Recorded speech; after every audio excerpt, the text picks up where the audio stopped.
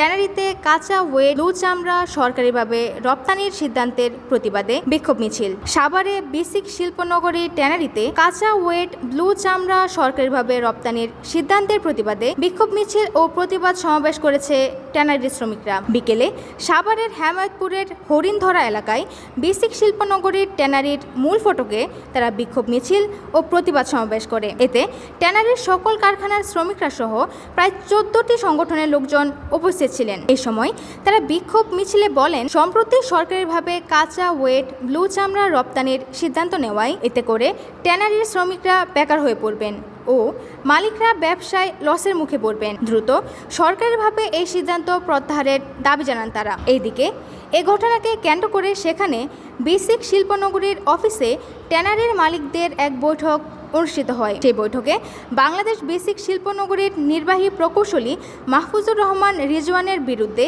চাঁদাবাজির অভিযোগ তোলেন ঢাকা হাইড অ্যান্ড স্কিন ট্যানারির ম্যানেজিং ডাইরেক্টর আব্দুর রশিদ ভুইয়া। এ সময় তিনি চাঁদাবাজির অভিযোগে বিসিকের ওই কর্মকর্তার পদত্যাগ দাবি করেন। পরে এ নিয়ে সেখানে হট্টগোল ও উত্তেজনা সৃষ্টি হলে বৈঠকটি বাতিল হয়ে যায়।